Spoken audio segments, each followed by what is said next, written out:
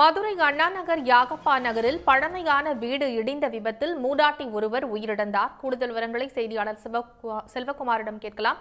செல்வகுமார், இந்த விபத்து தொடர்பான கூடுதல் விவரங்கள். மதுரை அண்ணா நகர் யாகப்பா நகர் பிரதான சாலையில் அமைந்துள்ளது சக்தி மாரியம்மன் கோவில் தெரு. இங்கு இருக்கின்ற ஒரு பழமையான சுரேந்திரன் என்பவருடைய பழமையான வீடு இருக்கிறது. இந்த வீட்டில் யாரும் குடியிருக்கவில்லை என்று சொல்லப்படுகிறது. ஆனால் இந்நிலையில் இன்று பிற்பகல் திடீரென்று அந்த வீடு முழுமையாக மொத்தமாக இடிந்து கீழே விழுந்திருக்கிறது.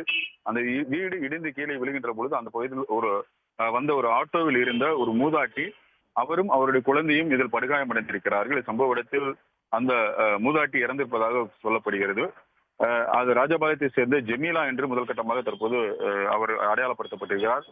தொடர்ந்து அந்த வீட்டுக்கு உள்ளே இடுபாடுகளுக்குள்ளே வேற யாரும் சிக்கி இருக்கிறாரா என்பது குறித்த தேடுதல் துவங்கி இருக்கிறது. 2 ஜேசிபி இயந்திரங்கள் மற்றும் தீயணைப்பு துறையினை சேர்ந்த 3 வாகனங்கள் மற்றும் காவல்துறையுடைய உயர் அதிகாரிகள் அனைவரும் சம்பவ இடத்தில் வந்து தொடர்ந்து அந்த இடுபாடுகளில் அகற்றுகின்ற பணிகளில் ஈடுபட்டு வருகிறார்கள். முழுமையான விவரம் கிடைக்கவில்லை. ஏனென்றால் இந்த வீடுகளில் யாரேனும் குடியிருந்தார்களா என 2 வேதமான கருத்து வருகிறது. எனவே தொடர்ந்து அந்த வீடுகளை உள்ளே ஆய்வு செய்கின்ற பணியை போலீசாரும் தீயணைப்பு துறையும் ஈடுபட்டு வருகிறார்கள். உடனுக்குடன் செய்திகளை தெரிந்து கொள்ள சன் நியூஸ் பெல் ஐகானை கிளிக் பண்ணுங்க.